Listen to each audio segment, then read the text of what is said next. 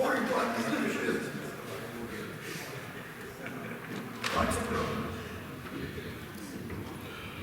alaikum wa rahmatullahi wa barakatuh. Please, if you all could come closer, sisters, you can come a little closer, inshallah.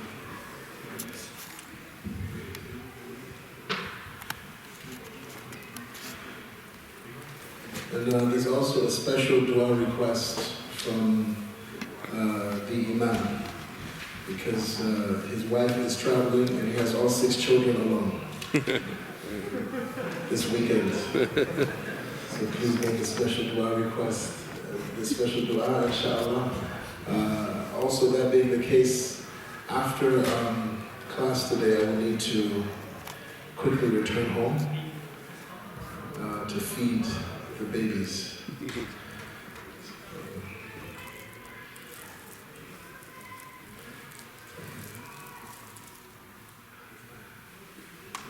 بسم الله الرحمن الرحيم الحمد لله رب العالمين وصلى الله على سيدنا محمد وعلى آله وصحبه وسلم تسليما كثيرا إلى يوم الدين.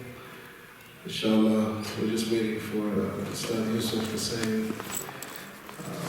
Allah reward all of you for first of all coming to the masjid. I know it's cold and there's snow that's forecast, and also for staying for the dars.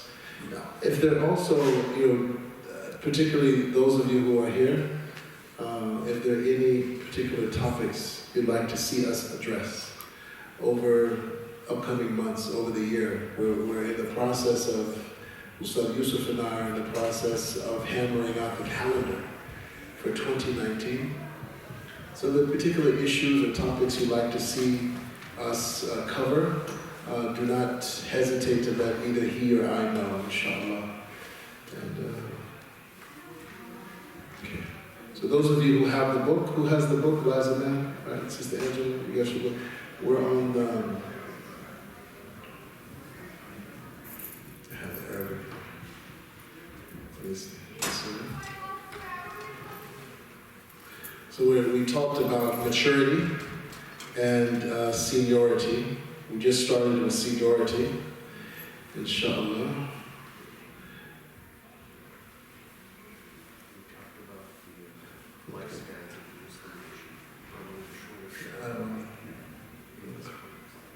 Page 25. Seniority. Okay, so it should be page 25.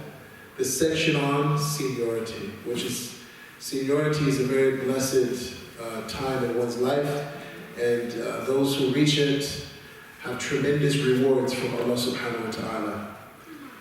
Bismillah. And we'll be talking about that as well. Okay, Bismillah.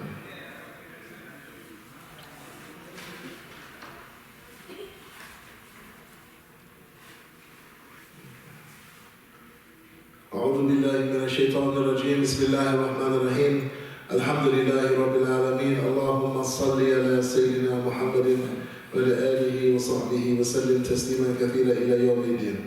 So we've been looking at the 5 lives. As I said, the youth today have a saying, YOLO. Right? So if you hear them say YOLO, what that means you only live once. So the idea is live life, take risks, do amazing things, positive things, do stupid things. You only live once. Right? That's the idea. And this is, unfortunately, this idea of only living once, it leads people to do some very reckless things with the life that Allah has given them. And when you understand that really this life is just one of 5 lives that we've been looking at over the past months, there's the life that begins when you are created as a spirit. Then there's a life that begins at conception in the womb of your mother, and then there's the life that begins when you die in this world, but you're born into the barzakh. Right? So each life is preceded by a death. There's a death and there's a birth. So even when you look at the Quran in Surah Al-Mulk, the 67th surah of the Quran, the chapter of the kingdom, the physical kingdom, Allah says, أعوذ بالله من الشيطان الرجيم تبارك الذي بيده الملك وهو على كل شيء قدير هو الذي خلق الموت والحياة ليبلوكم أيكم أحسن عملا. Allah begins saying, blessed is the one in whose hand is the kingdom, and in whose hand is the kingdom, and He has power to bring all that He wills into existence. He created death and life. Allah begins with death, because you and I begin with what? Death. Our first death was what? What was your first death? What was that? Before that. What was that? What was your first death? And figuratively speaking, it was your non-existence. Adam, your non-existence. And then Allah created you, a spirit. Right? And then you die from that world, the world of spirit, and then you're born into this world. Yes. You ever heard that before, Sister Angela? You heard it here first. So this is what the Quran teaches. Your non-existence, then Allah gives you existence. God creates you. And you are conscious. You are a fully conscious being, and all you know is the light and the joy and the happiness of Allah. It's all you know.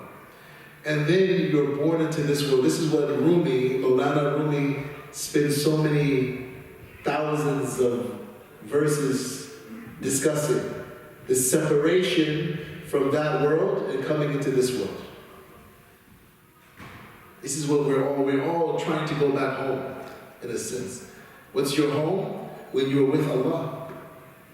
That's home. And then you die in this world, and then you are born into what? The barzakh, the next world. The intermediate world. The barzakh is the world between the time you die physically and resurrection on Judgment Day. And then you go from that world to, and then death itself is killed. Right? Death is killed. No more death. No more death. And then a person either has, we pray that Allah makes us among them, khulud.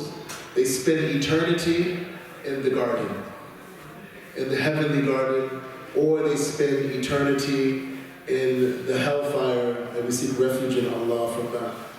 We seek refuge in Allah from that. We seek refuge in Allah from that. Alhamdulillah.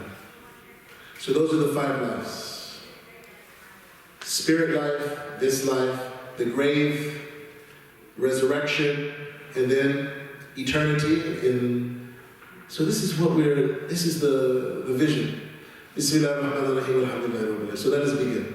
أعوذ بالله من الشيطان الرجيم بسم الله الرحمن الرحيم وصلى الله على سيدنا محمد وآله وصحبه وسلم. The author, Imam al-Haddad, this great scholar, he says, radiallahu anhu, we're in the second life, of course, and we're talking about seniority. He says, radiallahu anhu,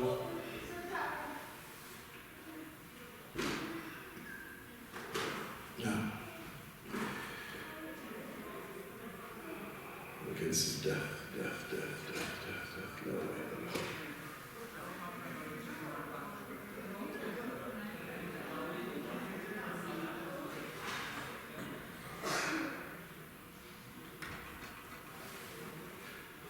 MashaAllah. So we're nearing the section on death. And Imam al-Ghazali said that the best thing to meditate on, after meditating on the Quran, is death. Meditate on death. Please, yeah, go ahead. أعوذ بالله من الشيطان الرجيم بسم الله الرحمن الرحيم. So I'm just going to read the last paragraph that we ended with in the previous session. We were talking about the age of the Muslim nation. The lifespan of the Muslim nation are among the shortest there have been. Some people in bygone nations lived near to or in excess of 1,000 years. Some scholars have said that in some long-vanished communities, puberty was reached at the age of 80. It is also said that one of Adam's sons died aged 200 years, and other people felt sorry for him, having had such a brief life. And that Ibrahim, the friend of Allah, was circumcised at the age of 80 at God's command. And it is related when the Prophet ﷺ considered the lifespans of his nation short in comparison to other nations, he implored and beseeched God on their behalf. For if their days were short, then their time spent in obedience and in preparation for their hereafter would be short likewise. And they would thus miss many of the rewards and high degrees granted by God. Bismillah. ويروى أن رسول الله صلى الله عليه وسلم لما استقصر أعمار أمته من بين سائر الأمم سأل الله لهم وتضرع إليه من حيث إنه إذا قصرت أعمارهم لم تطل أيامهم في طاعة الله أي والعمل لآخرتهم فتقل بسبب ذلك حظوظهم من ثواب الله ودرجات العلا فأعطاه الله ليلة القدر التي هي خير من 1000 شهر تطويلا لأعمارهم وتضعيفا لثوابهم وحسناتهم حتى يصير الواحد منهم إذا قام فيها بطاعة الله يصير كأنه قام 1000 شهر وذلك أكثر من 80 سنة.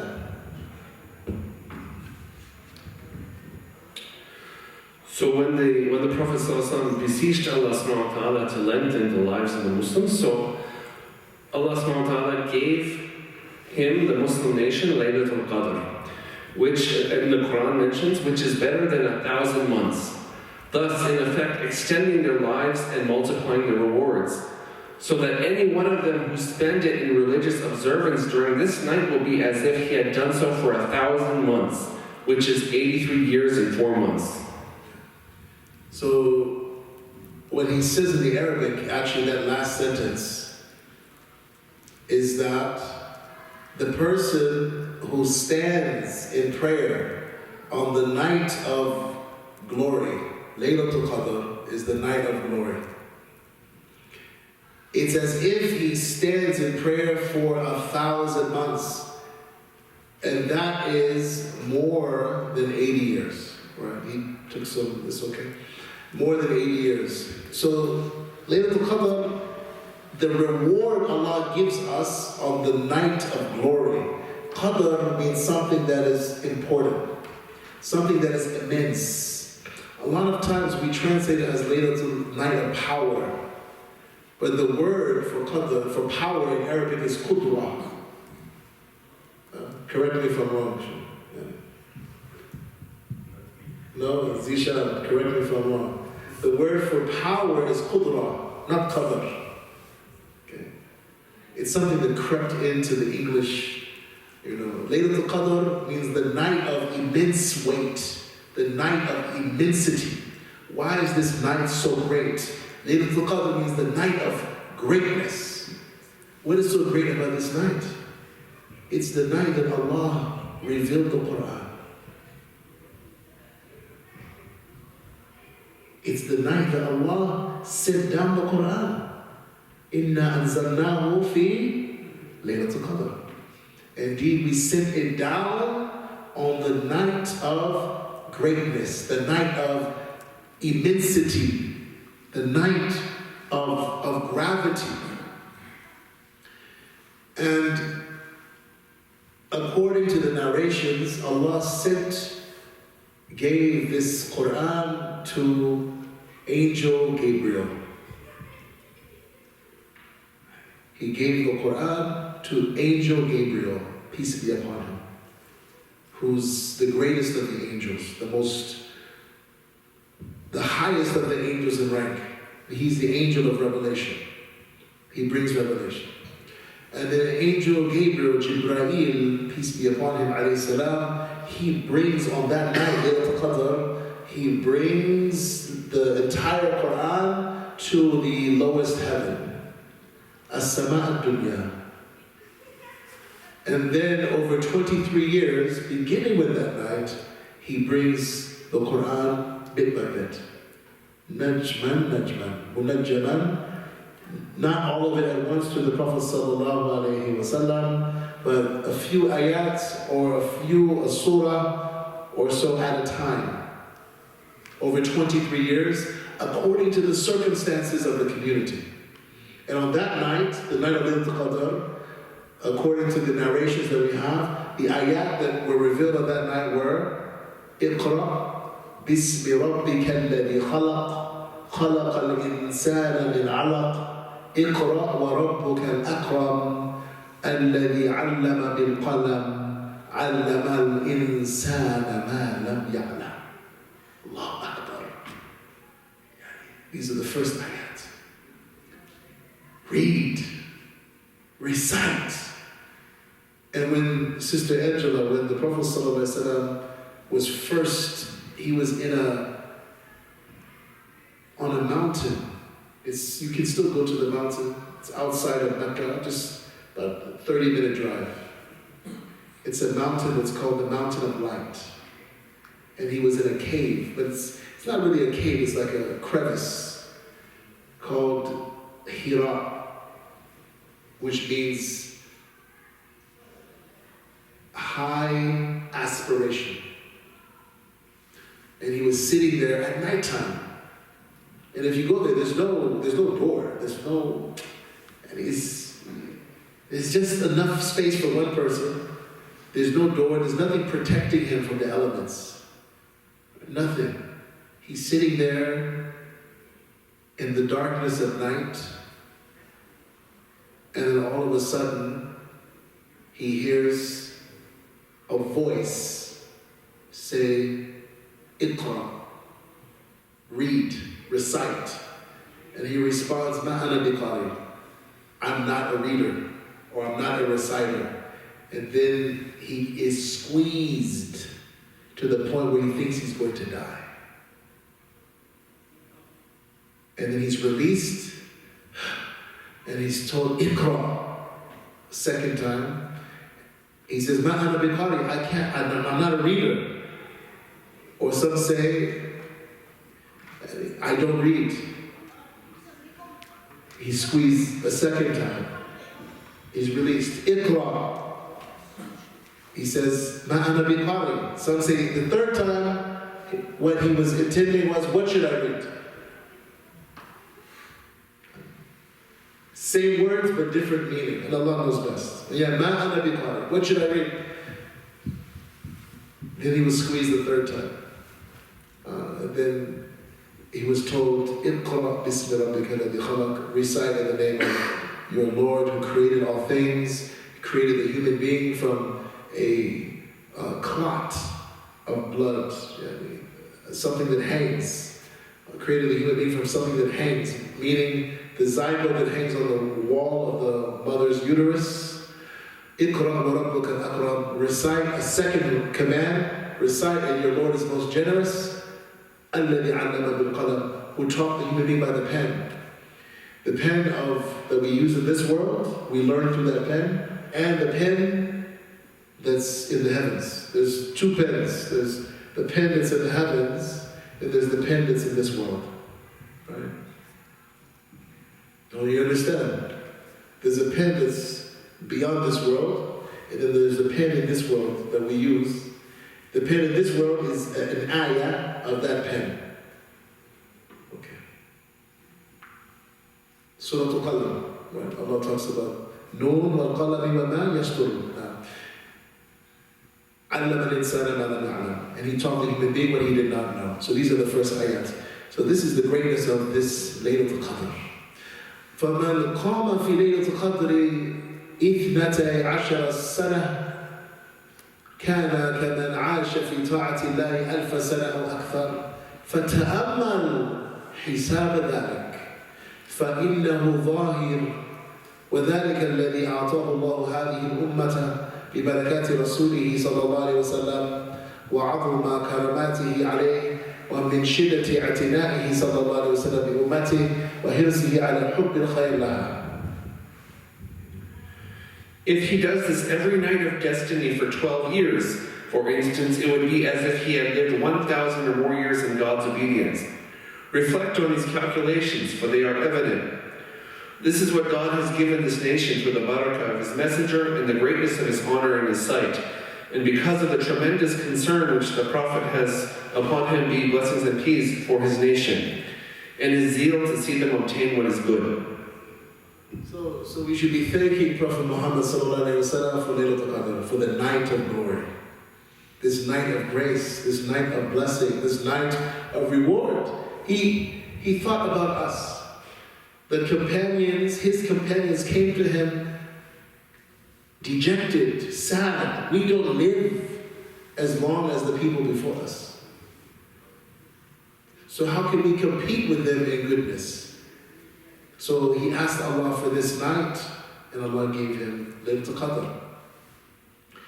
And so he's saying, Imam al-Haddad is saying, look, if you just observe Laylatul Qadr for 12 years, it's as if you lived 1,000 years.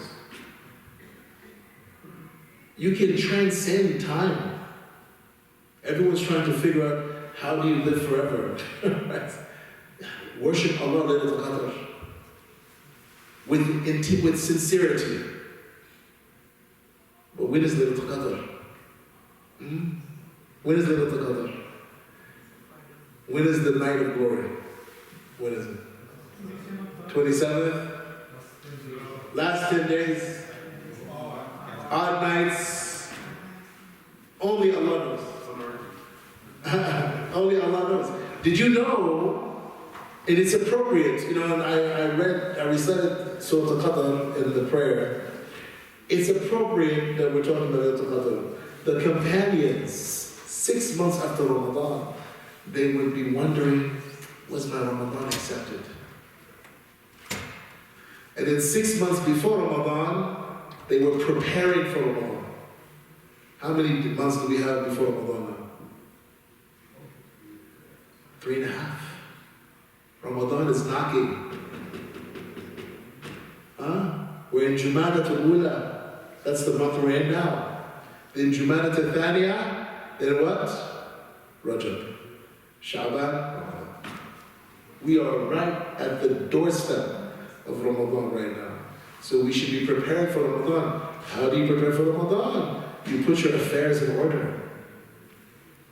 Right? Your family, your house, do your spring cleaning, get everything out of the way that you can, so that in Ramadan you can focus on the Quran, focus on recitation, focus on service, on serving others, focus on purifying your soul, focus on dhikr of Allah in Ramadan. So this is something that we should be thankful to Allah for. And what about someone who prays Laylatul Qadr for 30 years, for 40 years, 50 years, 60 years, 70 years? They worship Allah on the night of glory. It's as if they've lived for thousands and thousands and thousands of years in terms of their reward. In fact, such people will come on the Day of Judgment with greater rewards than people who lived for hundreds of years and did not do the same. It's marvelous. It is marvelous. And you see that reward, not just on the Day of Judgment, but you see it in this life. So we don't know when Laylatul Qadr is. Allah hid it. Prophet Muhammad ﷺ was going to let the companions know when Laylatul Qadr was. But he came out to tell the community, and there were two brothers fighting. Arguing, not fighting. I don't want you to think that they were arguing. And because the brothers were arguing, Fatima, because they were arguing, Allah took the knowledge from the Prophet ﷺ's heart. See, Allah can give you and Allah can take. May Allah give to us. May Allah give us from His bounty, from His mercy, from His knowledge, from His rahmah, from His grace. But He said you'll find it in the odd nights. Sallallahu Alaihi Wasallam. So we look for it in the odd nights, the last 10 days on the odd nights. And what I always encourage people is because of the moon fighting we have, because we don't have moon sighting. When you don't have moon sighting, you have moon fighting. Right? Just look for it on the last 10 days. Don't worry, don't say, well, the odd nights, because you don't know. Your odd night might be an even night. And your even night might be an odd night. So my advice to you is beginning from at least the 20th night, start looking for Laylatul Qadr, inshallah. And really you should be looking for it the whole month of Ramadan. But the whole month of Ramadan. وفي هذا السن الذي هو الشيخوخة يغلب على الإنسان الرجوع إلى الله وشدة العناية بالتزود للآخرة والزهد في الدنيا وغاية التشمير والجد في العمل بالطاعة لمن وفقه الله وهو وقت الوقار والخشوع ومجانبة له والحزم بالمرة. In the age of seniority, people's dominant state is to revert to God, to be careful to gather provisions for their life to come, to renounce the things of the world, and do their utmost in obedience, when success in this is granted them. It is the age of dignity, reverence, and the total avoidance of jest and levity. In the age of seniority, people's dominant state is to revert to God, to be careful to gather provisions for their life to come, to renounce the things of the world, and do their utmost in obedience, when success in this is granted them. It is the age of dignity, reverence, and the total avoidance of jest and levity. Okay, so again, he's telling you how to get benefit from each stage. So some of you here are in the senior phase of your life. When does the senior phase begin? Not 80. Oh. When does it begin? 50. 50 and above, you are Sheikh or Sheikha. Alright? You are a senior. I know you don't get senior discounts yet. Just because you're 51 or 52, I know. But in Islam, you're a senior. Right? Even if corporate America doesn't look at you as a senior yet. And he's saying that at this stage, a person is overcome with reflection on their return back to Allah subhanahu wa ta'ala. This is very natural, right? Your parents may no longer be living. Your friends, your family, you've seen so much of the bitterness of this world. Right? This world has sweetness and it has bitterness. You've seen both, you've tasted both. And because of that, there's sometimes you can see a longing to leave this world. Even though, we don't encourage suicidal thoughts. But you find many of the companions longing for Allah subhanahu wa ta'ala. Even Rasulullah sallallahu alayhi wa sallam, he told our mother Aisha radiallahu anha that he was given a choice to stay in this world. The angel of death came to him, alayhi salam, and gave him a choice according to some of the hadith. You can stay in this world, right? Or you can die. We would have wanted him to stay, right? Sallallahu alayhi wasallam. But he said, Ar-Rafiq al-A'la. He said, I chose Ar-Rafiq al-A'la. I chose the highest friend. He calls Allah his Rafiq. That is so beautiful. That is so beautiful. He calls Allah Ar-Rafiq, the friend. Like Rumi, he calls Allah Yar. Yar, the beloved. You know? Ar-Rafiq. Rafiq is, your Rafiq is it's like your Sadiq. Right? Rafiq is your friend who's always, always with you. They don't separate from you, sallallahu alayhi wa sallam. That was his relationship with Allah. He called Allah his Rafiq. And so the person who's senior, the person who's 50 years old, 60 years old, 70, 80, 90, 100 years old, they, inshallah, Allah willing, they are cultivating this relationship of friendship with Allah subhanahu wa ta'ala. How wonderful it is to meet Allah, and you're calling him your Rafiq. May Allah bless us with this. And then the person is increasing in their acts of worship. Does that make sense? Some people, as they get older, they do less. He's saying, no, you should be doing more. What do you mean? My body is not the way it used to be. I don't have the energy, I don't have the time, I don't have the...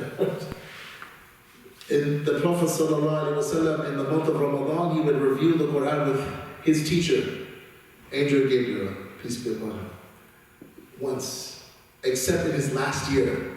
How many times did they review the Quran in his last year? Twice. He did more. Double. The Sahaba, if they started doing any act of nafilah, any extra acts, prayer, recitation of Quran, fasting, like one of the Sahaba, he told the Prophet ﷺ, I like to fast. How many days should I fast?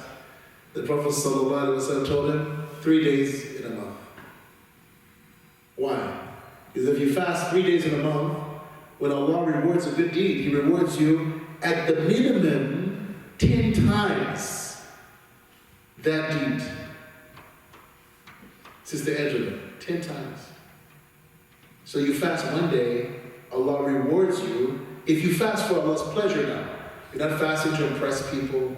You're not just fasting to look good, because now there's all these, reports now. Fasting, it makes you age less, and it slows the aging process, and it's good for your immune system. And there's all these amazing studies now on the health benefits of siyam, of fasting. But you're not doing it for that reason primarily. You're fasting as an act of devotion to Allah, to God. If you fast one day, you get rewarded as if you fasted 10 days. So if you fast just 3 days, God rewards you as if you fasted 30 days, a whole month. So the Prophet ﷺ was showing him a way to, it's as if you fasted the whole year. He said, no, I want more, I can do more. He was young, I can do more. The Prophet ﷺ told him, fast 2 days, Monday, Thursday.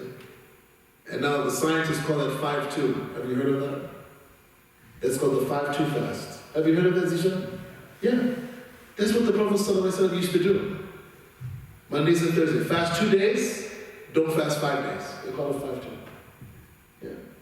See, we have all of this already. It's already in the Quran, it's already in the Sunnah. Now they're just repackaging it. But it's as if Allah's guiding them to the Sunnah. It's amazing. Allah is so merciful. It's as if Allah's guiding humanity to the Sunnah. I'm just waiting for the report, the studies that are going to say it's good to wake up an hour before dawn and do some prayer or meditation or make affirmations or. So people are coming very close to the sunnah. It's just the niyyah, the intention that needs to be aligned with the divine. This is all. Allah knows best, but maybe this is why on the Day of Judgment, as we get closer to the Day of Judgment, the Prophet ﷺ said, when the sun rises from its west, Iman will be of no benefit. Right? Faith will be of no benefit anymore once the sun rises from its west.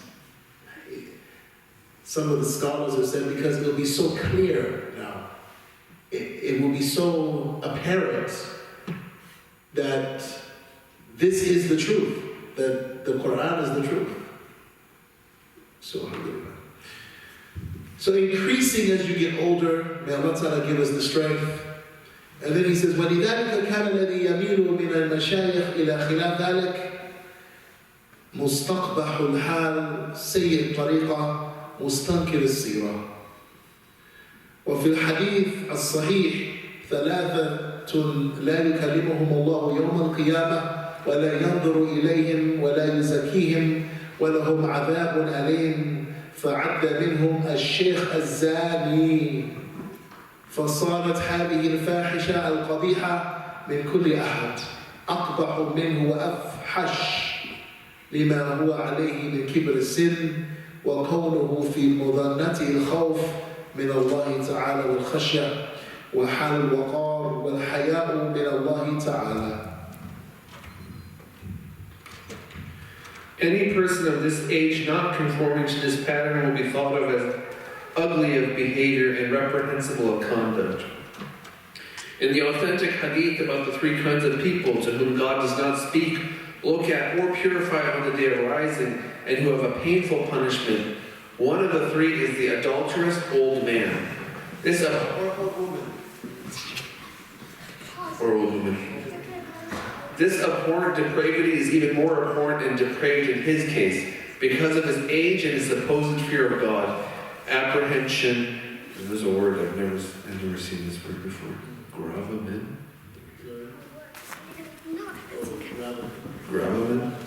Gravamen and shame before God. Okay. And so this is one of the three kinds of people that Allah will not look at or speak to or purify. And we want Allah to speak to us on the Day of Judgment, don't we? May Allah make us among those whom He speaks to.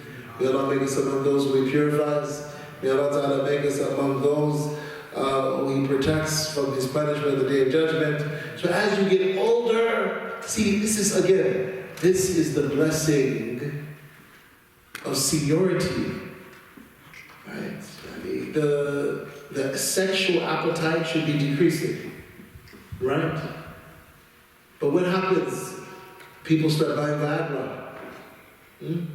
That's one of the most prescribed drugs, no? Yes or no? Dr. Zachary? No? Yes? Yeah? And even your body is telling you this should be your focus. Okay, Muhammad, he's okay. They're running. Muhammad said, come here. Come. Please, I apologize on his behalf. Please have a seat with Zayd. Go over there. Yeah, I know. Thank you for helping. Sure. As you get older, you should be focusing. You know, people can't sleep. I remember my grandmother was entering seniority. She used to tell me, I sleep 3 hours, then I'm up. You know, I want to go back to sleep. So what do people do? They take sleeping pills, melatonin, right? They take the sleeping pills or they start watching infomercials. Right now, that was before Netflix. See, Allah's doing all these things. It actually makes it easier for you to be in obedience to Allah as you get older. You need less sleep. You need less food. You don't have the same interest in the opposite gender that you had before.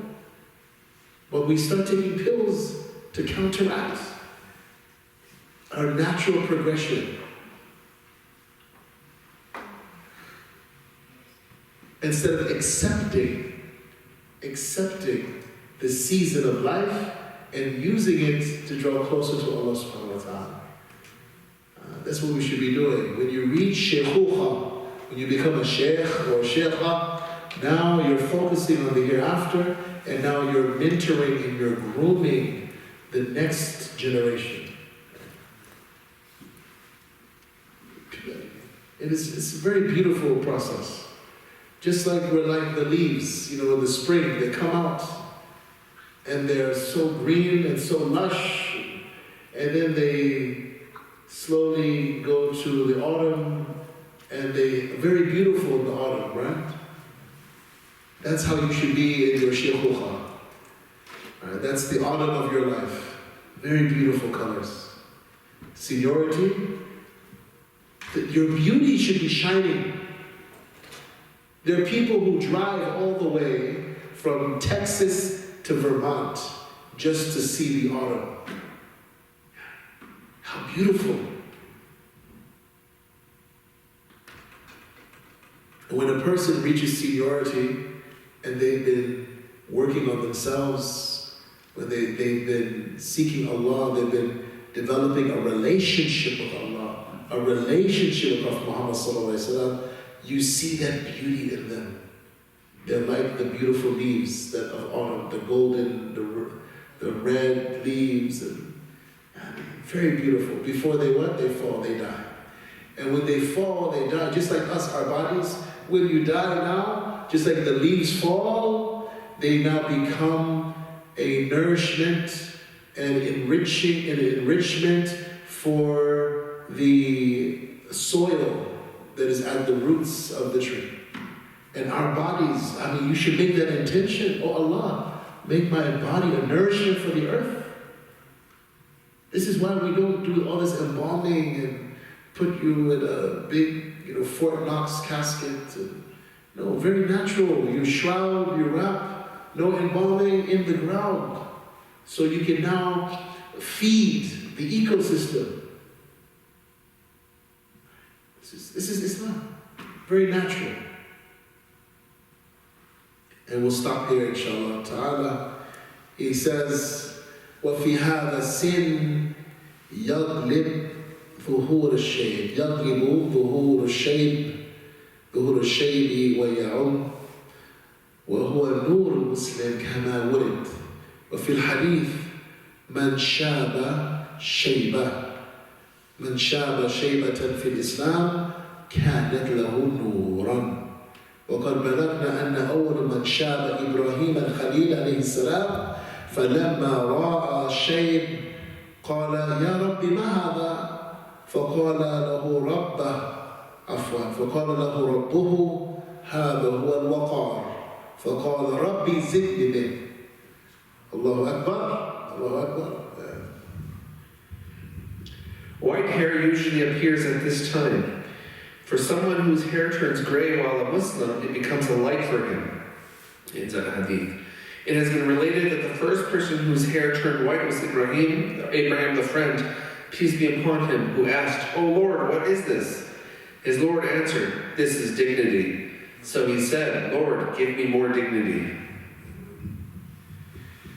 والشيب مذكر مذكر بقرب الأجل وطيب بساط الأمل ومؤذن بقرب الرحيل وسرعة التحويل ويقال الشيب مظنة الأجل وطريلة الأمل ويقال أيضا ما أقبح غشيان اللمم إذا ألم الشيب باللمم.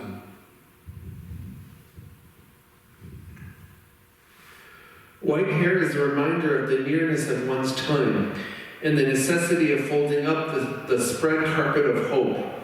It proclaims the imminence of one's departure and rapidity of change. It is said, white hair brings with it the suspicion that one's time has come. It is the banisher of hope. Gray hair, right? Gray hair. You start to gray There's some people who gray, they say prematurely. But really, it's not premature. Everyone is different. Like Sayyidina Abdul Muttalib, Rahmatullahi alayhi wa radiyallahu, the grandfather of the Prophet sallallahu alaihi wasallam. You ever see people with like gray patches of hair? Like little children, you ever see that? He had that. It was just, one of my friends, Ali Hussein, he's young, in his 30s, all of a sudden one day he woke up, his beard, his mustache and his beard, one side of it, I think the right of it, I don't remember the right, just gray. No other part of his body, no other part of it, just gray, just like that. Allah can make you gray just like this, right? You know, young, 20s, 30s, right? So, they used to call Abdul Muttalib Shaybatul Hamd. He had a nickname, the gray one of praise, and the praiseworthy gray one, Shaybatul Hamd. Because from the time he was a little boy, he had gray hair. Right? This is the grandfather of Prophet Muhammad sallallahu alaihi wasallam. The first person to have gray hair, or before we say that, look at this beautiful statement. Gray hair is the light of the one who submits to Allah. It is nur. And as I mentioned in the khutbah, the sermon earlier today, everything you experience has a haqiqah. It has a reality. And the reality of gray hair for the one who submits to Allah is that it is light. And you will see it, those of you who have gray hair, you will see that light on the Day of Judgment. It is nur. And he says, look at this, young men, right?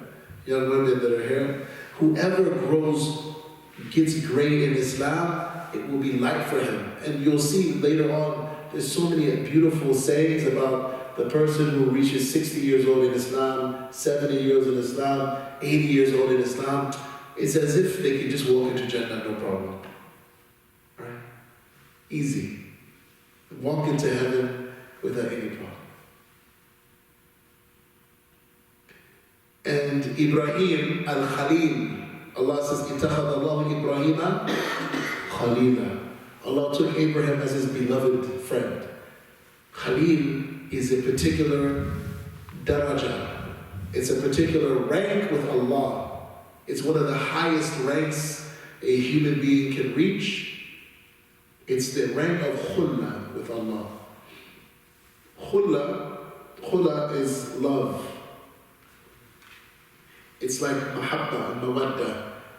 The Khalil is not just a friend. Your Khalil is the person that you love. But you love them so much, it's as if you and that person are one person. You ever had a friend like that? Shaykh Salim? Yeah. See, what you like, they like. What you don't like, they don't like. This is how Prophet Ibrahim, sallallahu alaihi wasallam, wa ala nabiyyina salatu wasalam, this is how he was. Whatever Allah loved, he loved. Whatever Allah does not love, he did not love. Khalil. Ittakhadha Allah Ibrahima Khalila. Look at this. God took a human being as a friend. That's in the Bible as well as in the Quran. Sister Angela. It's in the Bible and the Quran. Right? The Old Testament. Abraham's called the friend of God. May Allah make us from his friends. His beloved friends. So look here, and again, this is where we're going to stop. Ibrahim alayhi salam, according to Allah was best. This is not authentic, but according to some oral traditions, he was the first person to get gray hair. To get gray hair. Abraham alayhi salam. Allah knows best. And when he got the gray, this narration actually, it's in the Muwatta Imam Malik. So it is authentic. It is authentic. Yeah, because all of the, contrary to popular belief, all of the ahadith, not you, but some of the Shafi friends, they like to, contrary to Shawwaliullah Dehlawi, his position, the great scholar of India, Shawwaliullah Dehlawi, radiallahu anhu, all the ahadith of Muwatta are sahih. Right? They're all sahih. Anyway, That's another conversation. So this hadith is in the Muwatta Imam Malik. He said, he saw the gray hair and he asked my nurturing master, what is this? What is this gray? Allah says it's waqar. What's waqar? We have a brother in our community, Brother Waqar Quraysh, right? Imran's father. What is waqar? It's he says gravamen, right? It's a dignity. It is a nobility. It is a seriousness. The person, so he says, does he say, oh Allah, give me the black dye so I can dye my hair? No. Does he say, where's the henna so I can? No. He says, Rabbi zidni min. Oh Allah, increase me in it. Again, it's very different than what many people around the world today, we see gray hair, what is that? You pull it out. That's when you first, right? That's what I did, I first saw it. Pull it up, right? Then it comes back, when you pull out one, 10 come back. Right? 10 grow in the one spot, I'm telling you so you know. Right? Don't pull it out, because it will just multiply. People start graying usually around in their mid-30s. Their mid-30s. Look what happened when I pulled it. Look.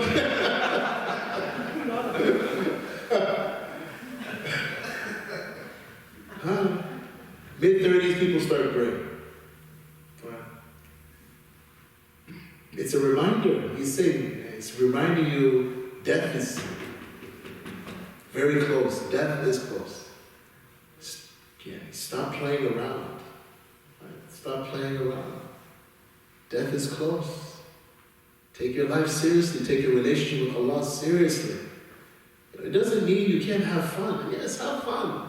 But don't let every moment be about entertainment. Right? So, in our world today, we have an imbalance. We work to the point where some of us, we lose our health. We lose our families. Right? And then whatever other free time we have, entertainment. This is not how the Muslim should be. The Prophet ﷺ, it's time for worship, there's time for family, most important, worship, family, and then there's time for work, self-care, time for the community. Balance. So may Allah increase us in waqar. Those of us, you have great, you have a little. May Allah increase us. So say this, you should say this dua. Those of you who have gray hair, right? Those of you who say, oh Allah, increase me in it. And increase me in the gray. But really, the dua, increase me in waqar. Waqar. Right? Waqar. Alif, lam, waw, qaf, alif, ra. Waqar. Increase me in dignity. When Allah blesses you with old age, you want to be someone who's noble, who's dignified, not someone who's seen as a player, right? Someone who's a joker. Right? Like when you watch the animals, you ever watch those documentaries, the animals? You see the gorilla with the silverback. No one messes with the silverback. That's waqar. Okay. And the silverback is always, just there, a little in the corner, just chewing on the bamboo, just watching, making sure the young guys, behave, making sure everyone's protected, right? That's what you do when you're a senior. But not just protected from physical harm. Your role is to make sure people are protected from spiritual harm and emotional harm and all of these things. That's what the senior should be doing, not fighting with the young people over the microphone. Not fighting over chairs. Who's going to sit in the chair? I don't mean the chair, I mean be the leader, right? Chairman, the chairman of this, chairman of that. Don't fight over this. I'm doing that. So let's stop there. Jazakallah khair. Are there any comments, any questions? But the first point, which is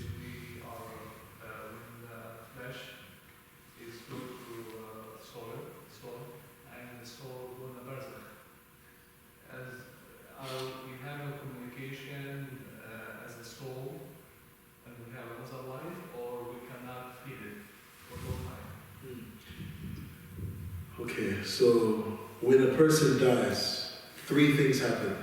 So the question was, what happens? We know the body goes to the soil, the soul goes to the barzakh, right? So what happens? There's three things that happen, and then is there another life? Is that your question? Yeah, especially with Fatima,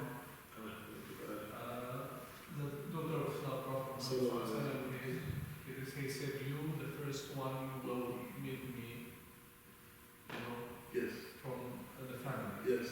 And the scholars they said that you take this sign, we have we met Yeah. with our people like you Yeah. for us before we come back to the last stage, which is the hereafter. So first let me say this. When a person dies, Yeah. the body goes to the Sorry. soil, because that's where it's from. Right. The nafs, the soul, the self goes to the barzakh, like you said. And it experiences pleasure or pain based on how you lived your life. Okay. Not that. I know, I'm coming. But I just want to, this is a good point, that I'm just using your question to address these, because it's a really important point. The soul, it goes to this dimension called barzakh, which is an Arabic word that means intermediate realm, or middle realm. Meaning it's middle between this life and resurrection. Sometimes people call it the grave, right? But everyone's not necessarily in a grave, right? The people who drowned in the Titanic are not in graves. They're, in the ocean, or maybe a fish ate them, or, some people are cremated, right? Which a Muslim shouldn't do, right? So it's haram to cremate a person. We shouldn't cremate. But the soul goes to the barzakh, and they experience pleasure or pain. The spirit, the ruh, what happens to the ruh? Right? You want to answer? No. Okay, you went like this. Okay. No. The ruh, so the ruh, it goes back to its origin. Alam al-arwah, the world of spirits. And then on Yom al-Qiyamah, all three of them come back together. Right? They all come back together, all three. Again, just like they're together now. Like right now, all of them are together with you. On Yom al-Qiyamah, on Resurrection Day, when Allah decrees, the body is, Allah creates your body again. The ruh goes back to your body. Okay? So to your question, in the barzakh, yes, we have a life there. And when the Prophet Prophet Muhammad said, your dead are made happy or they are made sad by the news they get by people who recently died. So maybe you have, for example, a great-great-grandfather or great-great-grandmother that's been dead for over 100 years. When your mother or when your father pass away, now they meet with them, inshallah, and they tell them, oh, this happened, we have children, they get news. They get news. So yes, there is a life, but the arwah are together with arwah that are like them. Right? So the arwah that are righteous are with the arwah that are righteous, the arwah that are corrupt, the souls that are corrupt are with the ones that are corrupt. So even if you have a family member, their closeness in the barzakh depends on how the quality of the soul. So it's a whole world. Just like we meet here and we depart here. And what my shuyukh taught me, like Shaykh Keller, may Allah preserve him, is the more righteous you are, the more free you are to move about in the barzakh. So the Prophet ﷺ, he's the most righteous. أَتْقَى وَعْلَمَكُمْ بِاللَّهِ sallallahu alaihi wasallam. He's the most righteous and the most knowledgeable of us, of Allah. And so he can go anywhere, you know? It's even better than having an American passport. Yeah, even better. Okay, he can go anywhere he wants, sallallahu alaihi wasallam, in the barzakh.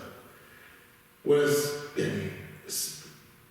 someone like Abu Lahab, okay, so you're in a prison? The person he's in a prison can't go anywhere.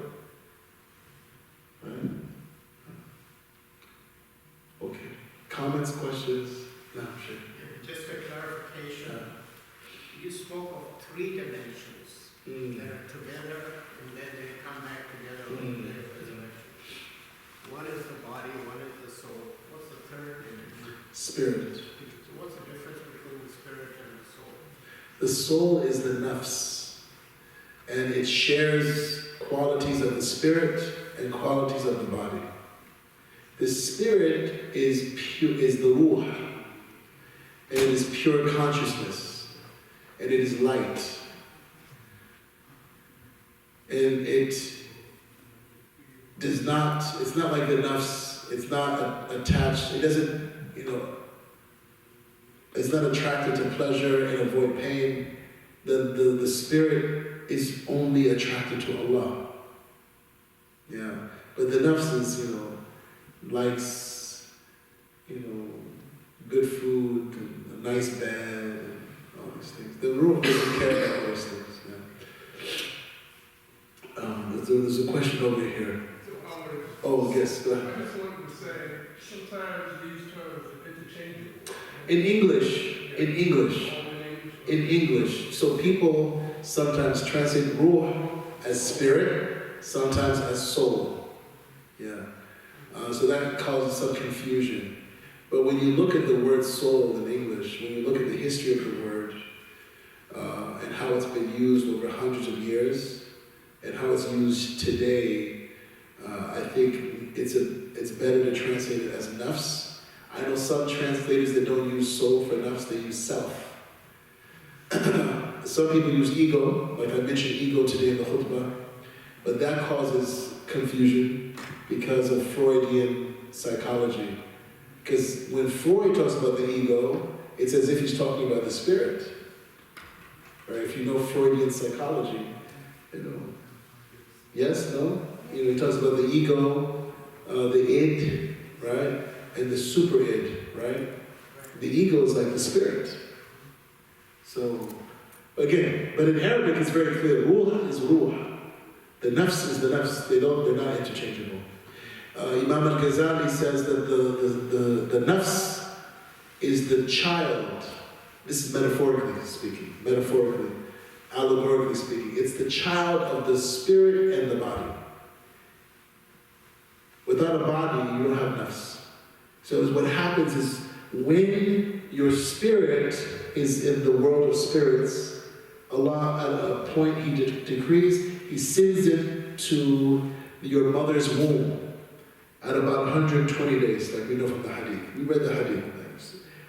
And it is at that point that the nafs starts to, that spirit is assigned a body. Why is your spirit assigned a body? So that it can fulfill its work, its mission. Each and every one of you has a spirit that was given work to do in this dunya. Okay? Work. And why is your spirit here? And the work Allah gave your spirit can best be done by the body He gives you.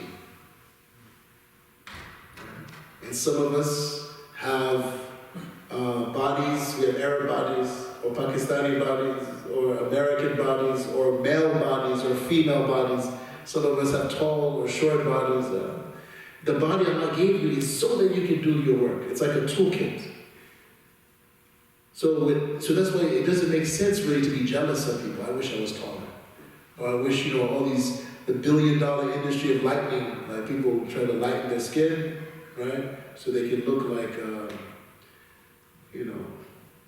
Europeans, right? They don't understand Allah. They gave them a black body, a brown body, a yellow body, or a red body, so that they could fulfill their mission. Ah, yeah.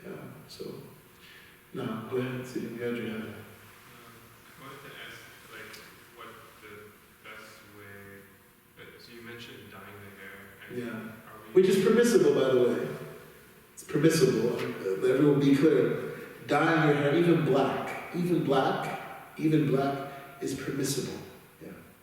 So I just wanted to ask what the preferable, like what the sunnah is in regards to white hairs, and also I wanted to ask, since you mentioned the grave, like what the preferable way to arrange your actual grave would be. Like some people say it should only be like an identifiable mound and that's it, or should there be like a tombstone? Like what's the best way? So the sunnah of gray hair, the Prophet ﷺ had about 18, not more than 20 gray hairs when he passed away, sallallahu alaihi wasallam. He didn't have much gray hair. And he would use hinat, which, you see people with the red beards and the orange beards. He would, sometimes dye his beard with hinat, right? Which the Arabs generally use for beautification. They put on their hands, they put on their facial hair, and the hair on their head. Imam Malik, radiallahu anhu, right? Imam Malik ibn Anas, he did not dye his hair. He just let it be gray. And people used to ask him, like, how come, you're a great imam, the sunnah, well, how come you not follow the sunnah of dyeing your hair? And he would look at them and say, is that all you've learned? Is that all you know from the sunnah? That's all that's left from the sunnah? To dye your hair? Because he had priorities. In usul, you have daruriyat, you have hajat, you have tahsinat. There's a priority. There's a hierarchy of priorities. And dye your hair, while it is sunnah to dye your hair with henna, mendi? Is that the same thing? Is henna and mendi is the same? Yes. You should. Didn't you get married? Still don't know. Yes, Shaykh. Okay, shukran. Okay. So that's from the sunnah, but for Imam Malik, there were much larger fish to fry. Right? He was living in the time of very oppressive governments. And he was, as many of you know, he was whipped and dragged around Medina by a donkey or a horse because of a hadith he used to quote. That a divorce that is, someone who's forced to divorce his wife, that divorce doesn't count. And the Abbasid ruler did not want him to quote this, to teach this hadith. Why? Because the Abbasids forced people to make bay'ah, to pledge allegiance to the government, to their dynasty. And the hadith, a person can use the hadith to arrive at the conclusion that a forced pledge of allegiance to the government is not valid. And he wouldn't stop quoting the hadith. And because of that, they beat him, they whipped him, they tried to embarrass him. And you know what he said? Subhanallah. See, this shows you the greatness of our scholars. I think the Amir in Medina, who was responsible for torturing him, his name was Ja'far. I think it was Ja'far. And he said, for every strike I was hit with, I asked Allah Ta'ala make it a good deed for him. Because he's from the family of the Prophet ﷺ. And the Abbasids, they trace their lineage to who? Al-Abbas, the uncle of Prophet Muhammad ﷺ. And so the descendants of Al-Abbas, Ja'far, Aqil, and Ali, may Allah be pleased with them, they are all from the family of the Prophet ﷺ, particularly with regard to zakat, being prohibited for them and whatnot. And Banu Hashim, from the clan of Hashim. Hashim was who? The great-great-grandfather of the Prophet ﷺ. So you have the Prophet Muhammad ﷺ, the son of Abdullah, the son of Abdul Muttalib, the son of Hashim. Right? So he said, I pray that every time he hit me, that it was a good deed for him. He forgave him. But he wouldn't stop saying the hadith. See the balance? I'm not going to compromise Islam. I'm not going to compromise my relationship with Allah. I'm not going to compromise justice. Even though the government, even though the president, even though the Amir al-Mu'mineen, the Sultan is telling me to stop, even though it's causing fitna, right? It's causing scandal, I'm not going to stop. But at the same time, I don't have hatred for the person who's torturing me. That's Islam. Right. Okay. Yeah. Anyone else? Yeah, go ahead. Some translation that occurred is the translation that the night of decree. So can you comment on what? Yeah, decree. Yes, decree is possible. Yeah, night of the decree. Absolutely. Night of the decree. Yani qadr is Allah's, can be translated as the decree. Qadr Allah taqdira. Yes. So the night of the decree is accurate. The night of immensity, the night of glory is accurate. Night of power, I don't think so. Even though that's the most popular one. Most popular one. Power, what power? Why is it called the night of the decree? So to Dukhan, right? Kulli amrin hakim. Allah, every wise affair is given to the angels on that night to execute in the world. And that's why it's called the night of the decree. Yeah. So night of the decree, night of glory, night of immensity, those are more accurate. But please don't go around telling people you're wrong, you're night of power. Don't. This is for you, and just share it with people with wisdom and tact. We have enough to worry about. Muslims have enough to worry about. Yeah, now share. Okay. What was the other question? Oh, our graves, yeah. The Sunnah of the Prophet ﷺ, they just had a mound. Our brothers and sisters who follow the Salafi school are correct in that. Generally, the brothers and sisters who follow the Salafi school, they only have a mound and they put a rock. Yeah. But having a tombstone is permissible. Because it serves the objectives of sacred law, maqasid al-sharia, knowing one's lineage, and among other benefits, and just emotional well-being. So there's nothing wrong with having a simple tombstone that is not extravagant. We shouldn't be like some religious communities where, subhanAllah, the casket is, $5,000, $10,000, $20,000. The gravesite, there's some of these cemeteries, when they know you have to bury someone, they actually raise the price. They can do that. They raise the price for the burial. They raise it. And then, people have these elaborate statues and things. So, just having a simple tombstone with the name of the person, when they lived, and dua for them or something, that's permissible. And then building like qubbas, domes, there's difference of opinion about that as well. I've mentioned to everyone the story of Imam Nawawi. His fatwa was that you couldn't have a dome, but they built a dome over his grave. Then the tree came and broke it.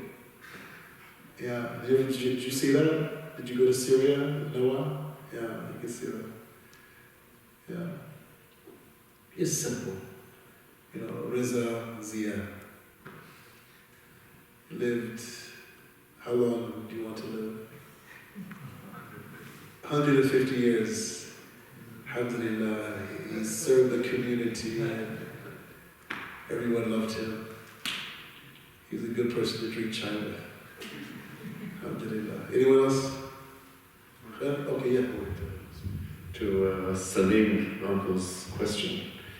Imam al-Ghazali has an entire chapter dedicated to the exposition of the heart. It is, Ulumuddin.